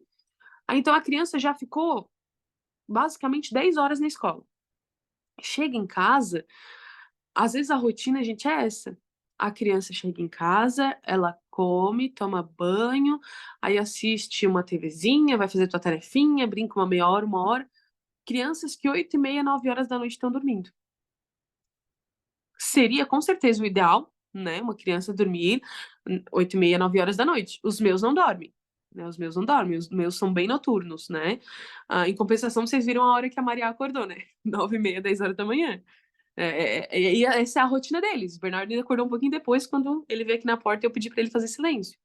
Mas isso é uma dinâmica minha e do Alexandre. Nós somos noturnos, nós trabalhamos até tarde da noite, né? Então, é uma questão que eu fico pensando, aonde existe a convivência desta família? Aonde está? Né? E aí, às vezes, final de semana, os filhos vão para casa do vô e da avó. E aí a criança está apresentando uma desregulação emocional na escola, e aí o pai e a mãe diz, mas em casa eu não percebo. Mas também convive 1 hora, 2 horas com o filho. Quando é 8h da noite, 9h o filho está dormindo. Então conviveu o quê? 3 horas. Chegou em casa 6 horas. 6, 7, 8, 9h o filho já está dormindo. Então ele convive com seu filho 3 horas diárias. Como que vai perceber determinados comportamentos do filho ali? Né? Então, isso é importante, a gente poder entender o conteúdo daquela família, a dinâmica daquela família. Não estou falando que é errado, gente, porque cada família tem a sua vivência, às vezes é uma necessidade, né? Às vezes é uma necessidade do casal, por exemplo, de trabalho, né? Obviamente, que o filho está no integral, porque o casal precisa trabalhar, né? Mas eu digo nessa questão da geração que também nós estamos construindo. Na minha realidade, eu optei os meus filhos não estudarem de manhã, eu tô em casa com eles de manhã, ou o meu esposo tá, dependendo, né, se eu vou fazer algum serviço, algum trabalho, algum atendimento, algum dia de clínica pela manhã, por exemplo. À tarde, eles vão para a escola comigo, eles chegam em casa, eles têm uma rotina bem noturna com a gente, assim, né, porque eu dou aula à noite, eu chego em casa às 10 horas, a maioria das vezes estão me esperando. Ou a gente tem uma sorveteria, daí eles passam às vezes ali na sorveteria, ficam com o meu esposo, eles têm uma é tipo uma brinquedoteca que a gente montou para eles atrás, né? Então eles têm espaço de dinâmica, tem TV, né? Tem jogos, tem brincadeiras, tem os nossos cachorros que estão lá com eles. Então eles têm uma convivência um pouco mais de uma rotina familiar. Mas isso é uma realidade que eu pude proporcionar aos meus filhos. Então a gente, por isso que eu falo, não é o julgamento, né? Não julgando, mas já julgando. Quem convive 3 horas com os seus filhos, eles acabam trazendo um comportamento de muitas vezes uma desregulação emocional, né? Porque existe muita pressão escolar, existe falta de convivência familiar, Então, quando estão juntos, e aí o meu julgamento, vou dizer assim, né, está onde? Aonde essas 3, 4 horas que os pais passam com seus filhos diariamente, o filho fica na televisão, no computador, no celular, os pais se dedicam 100% ou para as suas questões, que tem que trabalhar mais um pouco, estudar mais um pouco em casa, ou pela limpeza da casa, e aí a criança fica nesse movimento e de isolamento dentro da sua própria casa, né?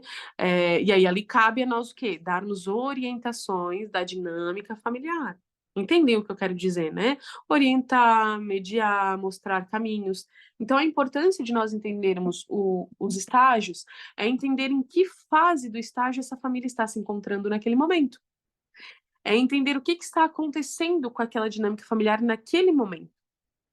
A partir daí, eu vou conseguir dar algumas determinadas orientações.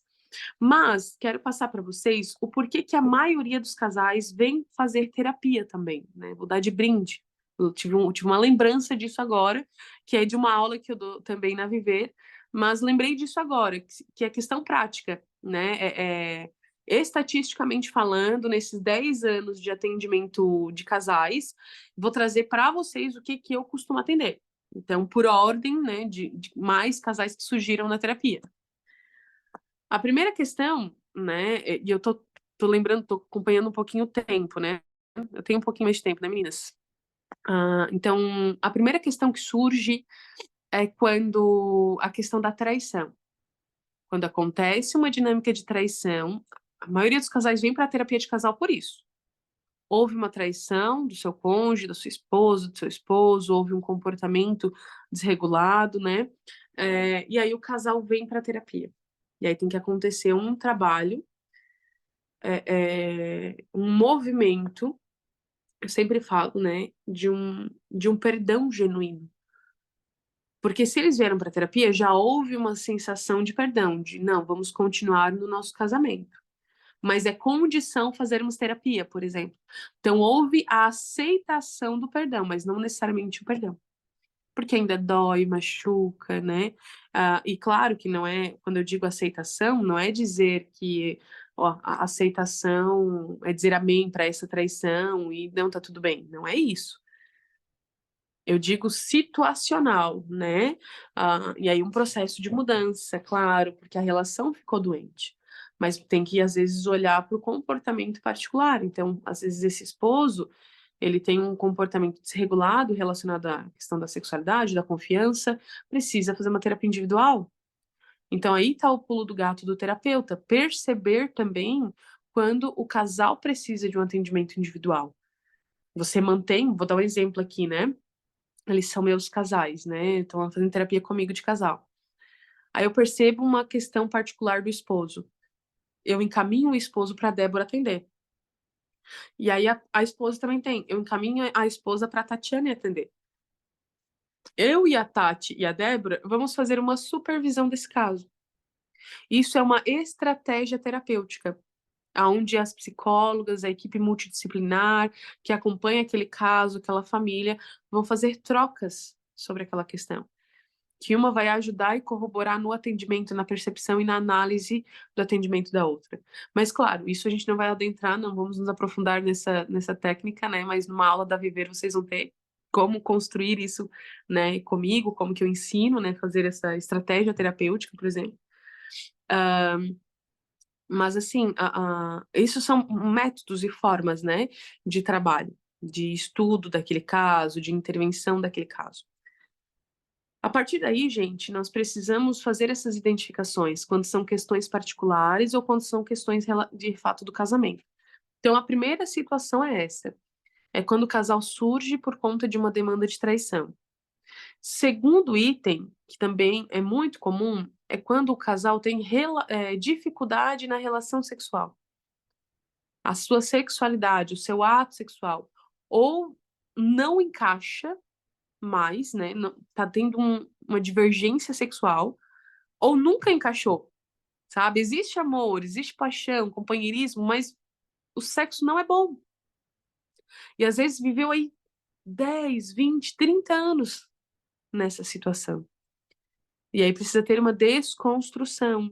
né? Do que já está instaurado, de um padrão de comportamento. Então, até mesmo sexóloga a gente se torna em alguns momentos como psicóloga de casais. Não é a minha especialidade, mas é o que traz, às vezes, na demanda, né? Já que eu não estudei sobre isso, eu não sou sexóloga, mas eu também não sou. Mas o ato sexual é um tema que surge com muita frequência no consultório. Com muita frequência. Então, é importante que o casal que você está atendendo, você entenda o objetivo terapêutico deles. Ai, que legal, Sheila. Tema do teu TCC. Bacana. Precisa muito que o psicólogo ele tenha esse domínio, essas percepções, essas diversidades de temas e conteúdos. Porque a gente não sabe. E às vezes o casal vai trazer uma demanda, perceba bem, eles vão chegar para ti com uma demanda, mas nem sempre é o cerne da questão. Nem sempre é a questão específica. E aí a gente vai investigando, vai questionando, usando técnica de investigação, construção de um genograma daquele casal, a história daquele casal. Aí tu começa a entender que existem mais coisas ali. E aí tu encontra, às vezes, o tema central. O casal, às vezes, vem pra ti pra terapia e diz assim, já que a gente tá brigando demais. Isso é o que mais surge, tá? Na verdade, de tudo, isso é o que mais surge. A gente tá brigando demais. Só que daí já tô trazendo pra vocês a desmembração desse estamos brigando demais. Porque daí tu vai buscar entender o porquê dessas brigas, né? O que que acontece nessas brigas. Aí tem uma traição mal curada, tem um relacionamento de sexo que não existe, às vezes, o casal fica aí 3, 4, 5 meses sem relação sexual, anos sem relação sexual. E aí precisa dessa demanda, dessa necessidade. É uma necessidade fisiológica, psicológica, emocional, de conexão. O ato sexual é transcendental, ultrapassa esse mundo, né? E o casal precisa disso. Eu sempre falo, né? O ato sexual é uma conexão a física, biológica, emocional, psicológica, espiritual, é transcendente, é muito mais, né? É a única forma que quebra a lei de Newton, né? Que dois corpos não ocupam o mesmo espaço, no ato sexual ocupa, se torna um, né? Literalmente ocupa o mesmo espaço. Esse brincando, né, claro, mas esse é um tema que surge muito, então a gente precisa buscar ler, estudar sobre. Terceiro tema, e isso eu fui elencando ao longo desses anos, tá, gente? De quantidade de casos que surgiram, de quais demandas. Então, o terceiro tema é a questão da traição financeira. O que acontece de traição financeira? Não só traição, mas dificuldade, e não é dificuldade financeira, não é o casal não ter dinheiro, mas é o casal omitir as questões financeiras um do outro. Ou quando acontece uma traição financeira de fato, né? Que uma parceira acaba tomando posse da dinâmica financeira do outro, do dinheiro, ou né, quando acontece isso. E aí o casal ainda quer investir nesse relacionamento. Aí tu vai buscar o cerne da questão, houve uma traição financeira, né? Quarto tema. Quarto tema que surge, né? É educação dos filhos. E por demanda surge bastante, tá? Bastante. É que a traição financeira, algumas pessoas me perguntam, sério, já que essa é a terceira? É a terceira porque acontece também a falta de organização e educação financeira do casal. Disputas, né, de cargos ou, por exemplo, ela recebe mais do que eu. Ele recebe mais do que eu, e acontece discussões por conta disso. Ou então casais que não trabalham com isso financeiramente falando. O meu esposo não sabe quanto que eu recebo, eu não sei quanto que ele recebe. Tá, mas e os custos de uma casa, como que fica? A gente divide. Já tem casais que são assim. A gente divide. Eu pago, ele paga água, energia, eu pago a internet, as compras, cada um faz a sua. Casal casado, tá, gente? Casal casado. Casal casado. o apartamento é meio a meio, ou às vezes não, né? Eu pago o carro, ele paga o apartamento. E por que que isso acontece? Se existe um bom alinhamento no casamento, ok, mas na minha humilde opinião, ao longo desses anos, chega um momento que isso não dá certo. Um casal que eu atendi, em que a esposa acabou gastando demais em um determinado mês, e ela falou: eu tô sem dinheiro para pagar a energia da casa, tu paga esse mês? E daí ele falou: eu pago, mas mês que vem tu tem que me reembolsar. Nesse nível, né? Então, porque a gente tem essa organização. E aí isso dificulta muito até a comunicação do casal, né? De trazer as suas felicidades profissionais, por exemplo. Bah, ganhei um bônus no meu trabalho, fui reconhecida, ou então ganhei uma promoção no meu trabalho. O casal não compartilha sobre isso, porque não compartilha seus ganhos financeiros, né? Um casal, por exemplo, que uma dessa questão da traição financeira, né? O marido estava no nível altíssimo da empresa, só que quando eles se casaram, ele era, por exemplo, assim, encarregado de produção. Sabe quem trabalha com empresa, produção, tem sempre um encarregado. Ele era o líder da produção quando eles casaram. Só que chegou um determinado momento que ele era um dos gestores dessa empresa. Ele foi crescendo de cargo, foi crescendo de cargo e juradinho para vocês. A esposa descobriu que ele era gestor daquela empresa na terapia. Na terapia, né? E nós estávamos conversando sobre essa dinâmica financeira, e daí ele fala na terapia do casal, né? Ah, eu sou gestor. Deixa eu tentar lembrar exatamente o que que era, mas era gestor de alguma coisa, diretor, sabe? Era um cargo assim de alto nível. Eu não lembro agora se era gestor ou diretor. E aí ela pega e diz assim: deixa de ser mentiroso na terapia. Tu é encarregado de chão de fábrica. Dele assim, realmente a gente não conversa, porque tu nem sabe os meus ganhos profissionais. Hoje eu sou gestor, tal, dessa empresa, gestor ou diretor, eu não me lembro. Não, desde quando que tu é? Dele assim, faz mais de 5 anos que eu não sou mais encarregado. Pensa no baque, né? Falta de diálogo. Casal casado há 8 anos. Era mais ou menos isso. 8 ou... Não, eu sei que não fazia 10 anos. E, então, assim, entra aí, né, quando eu digo sobre a questão financeira, amplifica-se um pouco mais nesse leque. E aí, pensa, ela sabia que ele ganhava um salário de 4, 5 mil reais por mês, 4, 5 mil reais por mês, que era o salário de um encarregado de chão de fábrica há 8 anos atrás. Aí, de repente, eles não tinham mais, eles não evoluíam na casa deles, não faziam reformas, não cuidavam. Sempre que estava caindo alguma coisa na casa, quebrando, ele tinha muita dificuldade de comprar, daí ela acabava comprando, né? Ah, e aí isso se torna muito dificultoso, sabe, na relação do casal. Deixa eu acompanhar, eu vi que alguém mandou uma coisa no chat.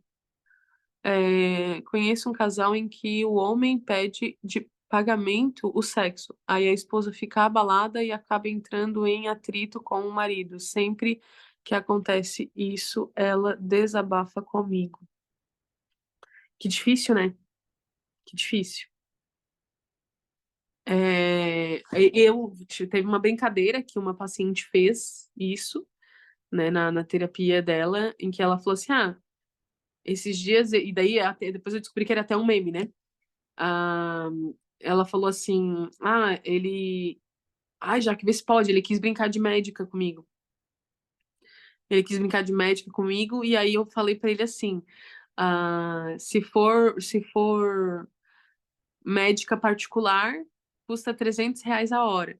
Se for médica do SUS, é só daqui 3 meses. E aí o casal realmente não fez. Mesmo ela trazendo essa brincadeira, assim, né? Que era para desconstruir, eu acho que alguma coisa que na visão dela não tava falando real. e na visão dele ela foi real, e daí aí ele pegou e falou assim, eu não vou pagar R$ 300 pra ti. Bem assim. E aí o casal começou a se discutir e brigar sobre isso. Aí ela assim, já que ele não entendeu que foi uma brincadeira, eu tinha visto isso na internet, daí eu fui falar pra ele, tal, mas o casal já vinha de uma disfunção, entende? Quando isso acontece, o casal já vem de uma disfunção. Mas é muito, muito difícil, é muito triste isso, né, para um casamento. Aí depois eu trouxe a outra opção para vocês, que é a questão da educação dos filhos. É quando o casal está naquele estágio em que eles têm filhos pequenos, mas eles não, que se eu não estou enganada é a terceira, eu fechei o livro, mas é a terceira, é a terceira estágio, mas o casal não encaixa a educação. Ela diz não, ele diz sim. Ela diz vamos, ele diz não vamos. Sabe? A educação, de maneira geral, assim, eu quero colocar em tal escola, ele quer colocar em tal, então a gente não coloca nenhuma das duas. Não coloca nem na minha nem na tua. Eles acham uma terceira opção. Então o casal não consegue dialogar, né, sobre a educação dos filhos. E aí brigas que acontecem desde a introdução alimentar, por exemplo, do casal. Não, a médica diz para não dar comida com sal. Daí o dia que o marido cuida do filho, ele faz comida com sal. Não vamos dar açúcar até os 2 anos. Daí o marido vai lá e dá um brigadeiro. E aí isso são casos reais, assim, tá, gente? O refrigerante com 6 meses deu pro filho. Milkshake, né? Então, assim, eu digo para vocês que essa educação dos filhos é algo muito pertinente, né? Ou então fazer com que a criança se torne uma triangulação do casal. Faz chantagem emocional. Tu gosta mais do pai ou da mãe? Quer ficar mais com o pai ou com a mãe? Vamos, entendem? Isso acaba desgastando a relação, né? E a leveza, gente, nisso tudo está aí na psicoeducação, de a gente saber ensinar, fazer o casal orientar, olhar para isso, né? Aí depois, outro ponto, eu falei 4 ou 5 para vocês. Eu falei sobre traição, sexo, financeiro, educação dos filhos. Quinto, todo mundo me pergunta, tá aí, aonde que entra a sogra nessa história, né? Entra aí no quinto ponto, né? A quinta interferência conjugal é quando os parentes se envolvem na relação do casal ou na educação dos filhos deste casal. O casal vem fazer terapia de casal, mas o tema central do problema às vezes não é o casal.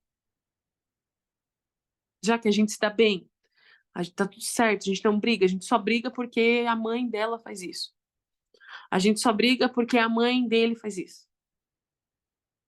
Né? E aí entra essa dinâmica na terapia. Daí, como eu sou terapeuta familiar, quando a gente chega em determinado nível da terapia do casal, eu faço convite para membros da família estar juntos, como, por exemplo, essa avó, né, essa sogra. Ela vem participar da terapia do casal também, mas é porque eu sou terapeuta de famílias também, né, gente? Então, terapia, psicóloga familiar faz essa dinâmica de trabalhar e premiar entre os membros da família. E aí, gente, esses são os pontos centrais que eu consegui me lembrar agora, né, de trazer para vocês, de o que mais surge na demanda do atendimento de casal. Tá, Jaque, como trazer leveza para tudo isso? Daí nós voltamos para onde? Lá para o autoconhecimento profissional. Como você, terapeuta, vai se posicionar, né? Como você vai se posicionar nesse atendimento. E aí, eu já escutei, né, de pacientes meus dizendo assim, Jaque, eu fui levar um tema para psicóloga, ela ficou mais surpresa do que eu. Ela disse que que era inadmissível isso acontecer. A psicóloga lá, em outro momento, disse que eu não poderia aceitar isso. Ou a psicóloga disse que eu deveria me separar do meu marido. Sim, esses são os rostinhos que vocês têm que fazer mesmo. Tipo, como assim, Jaque? Erros profissionais, né? Posicionamentos totalmente negligentes. E aí vem o meme que eu brinquei com vocês. Se eu errar na minha profissão, eu acabo destruindo uma família, eu acabo desfazendo um casamento. Então a gente não se posiciona com relação a isso, a gente não traz a nossa opinião, né? Claro que tem alguns adendos, alguns estressores, como por exemplo uma violência doméstica, né? Aí a gente se posiciona, mas quem toma a decisão é a paciente, né? Uma violência contra a mulher, um abuso, né? Isso a gente se posiciona, a gente faz papel de suporte, de apoio para essa mulher para a tomada de decisão que ela queira ter, né? Então a gente traz essas reflexões, mas nunca orientamos de forma direta. Tem que acontecer uma separação, porque vai que essa mulher se separa, né? Não em uma situação de violência. Você indica essa separação, essa mulher se separa e ela não elaborou isso bem, ela vai viver o resto da vida dizendo que é culpa do psicólogo. E eu digo isso porque eu tenho uma senhora, né, que ela é bem essa dinâmica. Ela já tem seus 53 anos, ela vem de uma separação de 15, 20 anos, se eu não estou enganada. Faz uns 20 anos que ela se separou. E ela não elaborou o luto da separação. Ela ainda é apaixonada pelo ex-marido dela. E quem disse que ela deveria se separar foi há 20 anos atrás um psicólogo disse pra ela. E até hoje ela não dá conta disso. Ela não conseguiu ter um relacionamento depois da separação. Ela ainda ama esse ex-marido. E ela diz isso claro, tá? Tanto pra ela quanto pros filhos dela. Os filhos deste casamento, né? Eles têm 4 filhos deste casamento. E ela hoje, com seus 53, 55 anos, ela não elaborou bem. Ela se separou, ela tinha uns 30 e poucos anos. Ela já tinha e eles estavam juntos, o filho mais velho dela tinha, na época da separação, tinha uns 13 anos, se eu não estou enganada. O mais velho, né? Tinha 13 anos, então eles tinham mais ou menos isso, uns 13 ou 15 anos de relacionamento. E ela era jovem, tinha 30 e poucos anos, quando houve uma separação, né? E desde de lá ela não conseguiu ter um relacionamento. E ela diz, foi o psicólogo, primeiro psicólogo e último que eu fui. Ela diz bem assim. Ele disse que se eu não me separasse, eu ia estragar com a minha vida e a vida dos meus filhos.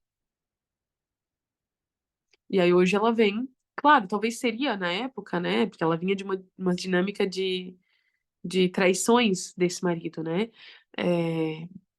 Talvez fosse a opção, mas ela precisava fazer o quê? Uma boa elaboração, né? Ela precisava lidar com esse luto, ela precisava tratar isso, ela precisava acompanhar, a decisão tinha que ser dela, né? Tipo, não, eu acho que agora sim é a hora de me separar, eu não devo estar neste lugar, né? Então é muito importante que eu vou dar uma viradinha aqui, que como eu tô no celular, para eu poder ler as mensagens de vocês, senão eu não consigo, tá? Ah,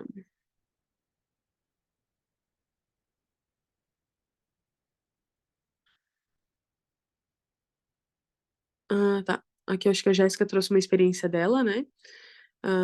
Meu esposo não esconde, mas também não fala e quer separar as contas. Na minha família já é o contrário. Meu pai dá o salário na mão da minha mãe e ela gerencia. Então, para mim foi estranho.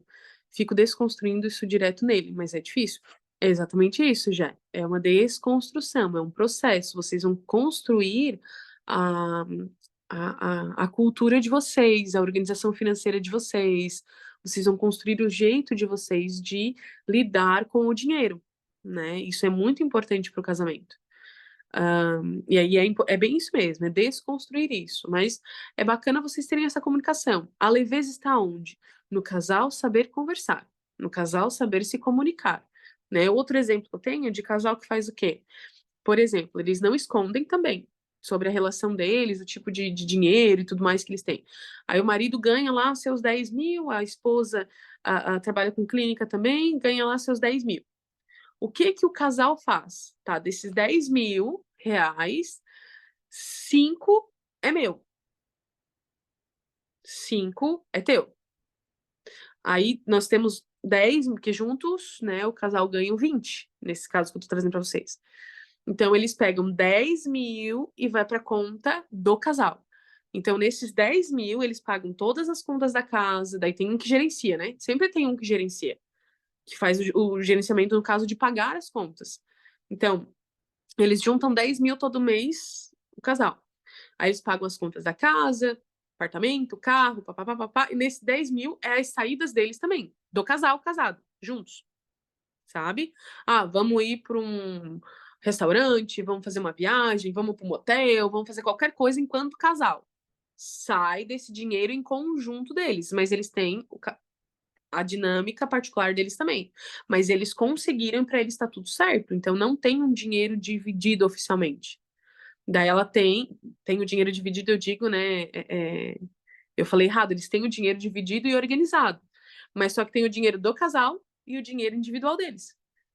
Eu tô falando valores até altos, mas tem casais que, por exemplo, eles também fazem isso, mas é valor baixinho, né? Por exemplo, já que eu tiro aí R$ 300 para mim, ele tira 300 para ele.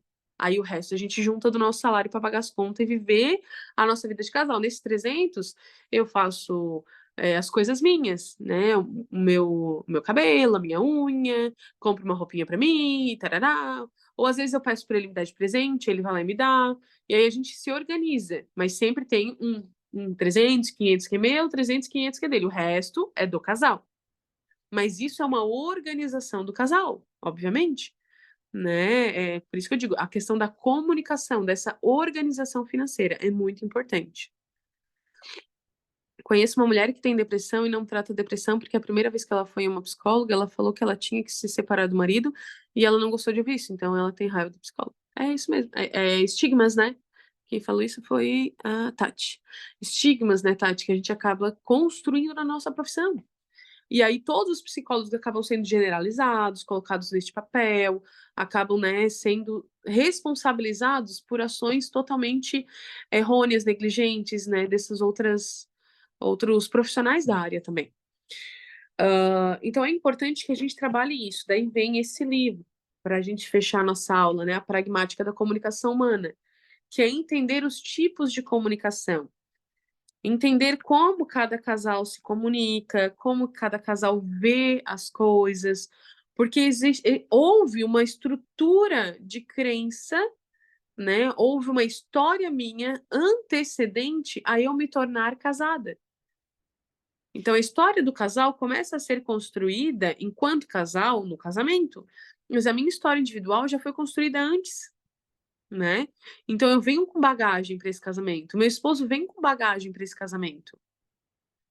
A leveza está na forma que o psicólogo vai conduzir o atendimento psicológico e na forma que o casal vai absorver essa dinâmica terapêutica, né? Esse livro, ele vai trazer para nós os axiomas da comunicação humana, né? Então, ele é bem baratinho, não é muito caro não, esse da comunicação. Você consegue encontrar os 5 axiomas da comunicação de Bateson, o autor foi Bateson, aonde ele fala da importância, né, do psicólogo entender o tipo de comunicação do casal. Como que o casal se comunica? Como que o casal relata as suas questões, né? Como, por exemplo, é muito importante que a gente perceba como eles trazem o discurso, o diálogo, e não necessariamente o que eles trazem. Claro que o que eles trazem é importante, não é que a gente desconsidera. A gente considera, mas como esse casal se comunica, como esse casal dialoga. Existe agressividade na sua verbalização, existe acolhimento, qual é o sentimento que o psicólogo tem? Leve isso em consideração também, tá? Qual é o feeling, aquilo que você sente no atendimento? Né? Às vezes a gente está no atendimento, eu fiquei angustiada da forma que o casal conversou. Provavelmente é o sentimento que eles também têm entre eles, mas eles não verbalizam, eles não falam sobre isso. Né? Eu senti vergonha alheia, né? Vergonha alheia. Às vezes, né, do casal fala uma coisa assim tão sem discernimento. E aí tu sentiu vergonha alheia. Provavelmente o cônjuge também sentiu vergonha alheia. E aí não fala, mas fica com aquele sentimento dentro dele. Né? Não vai dar tempo da gente se aprofundar em tudo sobre os axiomas, mas eu deixo como sugestão e leitura para vocês, né? Então, o segredo é esse, gente. Né? Trouxe os pulos do gato para vocês, trouxe percepções, dinâmicas, referências, mas é isso, é eu saber tratar um atendimento individual para um atendimento de casal, né? É eu ter leveza enquanto terapeuta, eu me autoconhecer. Estou fazendo um resumão de tudo que eu falei, né? Eu me autoconhecer, saber como é o meu manejo psicológico de ser enquanto psicólogo e profissional, e saber como que eu vou mediar. Eu trazendo leveza no atendimento, eu busco desenvolver leveza. Isso se chama complementariedade, ou muito parecido com a reciprocidade. Então, se eu trato o atendimento de uma forma leve, que eu consigo dialogar, eu consigo conversar todos os temas com os casais, eles entendem que eles também precisam. E apresentar a importância do casal, apresentar a sua fragilidade para o outro. O medo que os casamentos têm é de mostrar a sua fragilidade. A fragilidade, ela não afasta as pessoas, ela aproxima. Quando os casais, eles têm discernimento para ouvir a fragilidade do outro. Ele tem maturidade, não é nem discernimento, a palavra é maturidade para ouvir o discernimento do outro. Porque ou vai desconsiderar e ser como se nada fosse nada, né? Ou vai se sentir também fragilizado por ouvir aquilo do seu parceiro. Quando uma esposa diz assim, mas eu tô me afastando de ti, né? O teu comportamento faz eu me afastar de ti, eu não quero. Ah, então se tu tá te afastando de mim, então se afasta mesmo. Não quero mais tu perto de mim, né? Às vezes ele não tem maturidade para ouvir. Então, o psicólogo tem que discernir se o parceiro ou a parceira tem maturidade para ouvir isso, tá? Fechamos aqui, né? Eu vou abrir agora para Dani, que eu vi que ela tá com a mão levantada, fazer, acho que é uma colocação. Pode falar, Dani? Só para fazer uma adenda, porque você comentou dos axiomas da comunicação, que é do Paul Watzlawick, né? Ou Isso. Watzlaw. Aí você falou que é do Bateson, porque eu acho que se eles forem procurar, eu acho que eles não vão achar como o Bates, porque Ah, o os... livro é do Paul Watzlawick, Isso, isso mesmo, o livro isso. é. É que o Bateson, ele foi o primeiro autor que trabalhou dentro da teoria da comunicação, né? O primeiro Sim, aí os autor que é... axiomas são do Isso, Watzlawick. deste livro aqui. É, Ah, perfeito, perfeito. Isso mesmo, obrigada. não, imagina. Então eu passo para Amanda para que ela possa fazer o encerramento para nós. Obrigada, Amanda. Obrigada, turma. Imagina, obrigada, prof. Pessoal, ainda não saiam, né? A gente teve aqui essa aula maravilhosa. Assim como a Dani, vocês também podem levantar a mãozinha, contribuir, colocar no chat também impressão ou dúvida de vocês, né? Esse é um momento para essa troca super bacana, né? E para quem também chegou depois, olha ali o professor dizendo que a aula foi muito boa, tem gente que disse que amou, ficamos felizes com isso, né? A professora trouxe aqui uma palhinha, mas tem muito aprofundamento, muita coisa que pode ser aí vinda a estudar. Ó, tem gente que já está ansiosa para o final de semana que vem, próxima aula para estar aí aprofundando esse conhecimento, né? E a gente quer que vocês possam iniciar essa jornada nessa área clínica que é muito rica, muito bonita e tem muito aprofundamento. E aqui na Viver vocês podem ter a certeza que vocês chegaram no lugar certo, né? Como vocês sabem, né, na carreira de psicoterapeuta é necessário fazer supervisão. A prof trouxe aqui alguns casos, e na supervisão é muito bacana porque tem essa troca um pouco mais mútua de vocês trazerem o caso de vocês para aquilo que vocês não estão conseguindo lidar e tá tendo ali orientação sobre como fazer e também acompanhar o caso dos colegas que também vai agregando aí esse conhecimento para um caso futuro ou para aqueles casos ali que não conseguem lidar muito bem, né? E na Viver a gente acaba não oferecendo apenas benefícios, mas também esse diferencial, né? Que é para envolver, que é para encantar, porque os benefícios vocês acabam ganhando, né? E os diferenciais nos mostram quem somos e tudo que a gente proporciona, né? Eu gostaria também de estar compartilhando com vocês um vídeo de uma aluna nossa, um vídeo de 1 minutinho, para que vocês possam também ter uma outra perspectiva sobre como funciona um pouco o curso de casal, uma aluna que encerrou o ciclo aqui com a gente. Vou estar botando aqui para vocês.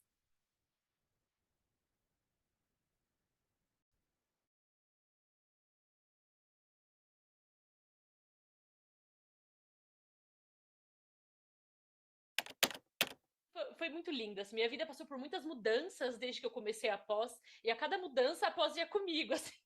Eu ia mudando de lugar e a pós ia me acompanhando. É até engraçado olhar em retrospecto, assim. E as meninas sempre aqui, né? Mandavam mensagem no privado, conversava, perguntava. Ainda tô fazendo TCC junto com a Letícia, que está sendo um aprendizado enorme para mim. Então, só tenho a agradecer a Viver pela oportunidade, pela forma de vocês ajudarem a gente no sentido de, poxa, trabalhem para nós e a gente te ajuda, né? Com relação aos atendimentos, que ele vai direto para o pagamento da mensalidade. Isso até comentei hoje lá que é um grande diferencial para mim, que ajuda muito e faz com que a gente queira ficar, né? Porque, poxa, eu pago a mensalidade com o meu ofício, né? Com aquilo que eu inclusive aprendo aqui. Olha que lindo isso. Então, eu me sinto regando e sendo regada também, sabe?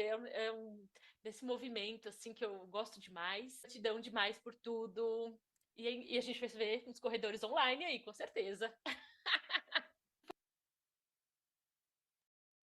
É o relato de uma aluna nossa, trazendo a felicidade que ela tem em fazer parte da Viver, né? A gente tem esse momento de troca, né? E como ela disse, vai acontecendo algumas coisas e além disso, a Viver dá todo esse suporte para vocês, né? Dá todo esse incentivo e ela trouxe ali o relato sobre o nosso projeto da clínica, onde ajuda os alunos a pagarem, né, o seu curso através de atendimentos que realizam ali através da divulgação no nosso site. Então é algo super bacana mesmo, né? Então a gente tem supervisão de casos, grupo de estudo, as aulas que acontecem assim online ao vivo, onde você pode tirar dúvida com o teu professor em tempo real, né? E se tornar aí especialista. E para também trazer um pouquinho a mais, eu quero compartilhar também com vocês a grade curricular do curso, para que vocês também tenham uma noção um pouquinho do que vai ser estudado dentro do curso, né? A gente disse que vai ter bastante aprofundamento, então tem sim relações e vínculo, aplicação de jogos para trazer essa dinâmica, a sexualidade de casal é super importante, como a professora Jaque trouxe hoje aqui, né? Novas configurações familiares, como a prof também trouxe no início da aula, é preciso aprofundar sobre as culturas, diferenças de relações entre diversos casais. Então, tem bastante coisa, parentalidade, o ciclo da vida familiar. Então, é um curso, assim, super completo, né? São 18 módulos, é algo bem interessante mesmo. E vocês podem ter acesso a tudo isso por mensalidades a partir de R$ 580, R$ 450, 485, são diversas possibilidades de pagamento, né? E no mais, a gente também oferece planos de pagamento flexibilizados que com certeza vai caber no bolso de vocês. Então, contem com a gente, entrem em contato com a nossa equipe para estar conversando, né? E como eu prometi para vocês, né? Quem ficou aqui até o final vai ganhar, né, essa surpresa, esse bônus super exclusivo, né, para vocês estarem aqui. Vou colocar no chat, mas vocês podem estar ganhando um livro que foi produzido aqui pela Viver, Não Sou Criança e Nem Adulto, Quem Sou Eu, mas só para os 3 primeiros inscritos, curso de marketing, curso de psicoterapia breve, um voucher para vocês usarem em outros cursos aqui dentro da Viver, e também desconto nas 3 primeiras mensalidades. Mas vai ser válido só para quem fizer a inscrição até o dia 22, ali na segunda-feira. Então, vocês vão precisar entrar nesse grupo do WhatsApp para ser disponibilizado ali esse bônus incrível para as nossas turmas que vão iniciar ali em junho, né? Teremos 2 turmas, uma turma dia de semana e uma turma final de semana. Então, para ganharem, basta entrar ali, né? Quero reforçar que a nossa missão é preparar profissionais para atuarem de uma forma íntegra, para desenvolver aí essa capacidade prática e clínica, né? Super importante, como a prof trouxe, para casais e família, direcionada a esse desenvolvimento, a esse fortalecimento humano, focando ali no bem-estar em diferentes contextos, né? A Viver é uma porta para o seu sucesso. A nossa instituição ela é reconhecida pelo MEC, né? E eu quero que vocês possam estar entendendo que vão começar essa transformação ali com as datas de início em junho, né? Para nossa turma, que está incrível. Então, entrem em contato. Mais uma vez, eu quero estar aqui agradecendo a participação de todo mundo que ficou até o fim, da prof, da Débora, que pôde compartilhar as experiências dela, né? E de vocês que interagiram aqui no chat. E quero também dizer para vocês, né, lembrarem que essa é a primeira aula do ciclo de eventos. Então, teremos outros encontros online ao vivo gratuito para vocês e a gente vai se falando ali no grupo caso vocês também tenham alguma dúvida ou queiram as datas dos próximos também. É isso, pessoal. Desejo um bom final de semana para vocês e a gente se encontra por aí. Muito obrigada. Obrigada, Amanda. Obrigada, turma. Valeu por essa manhã. Um beijo no coração de vocês. Tchau, tchau. Beijo, tchau, tchau.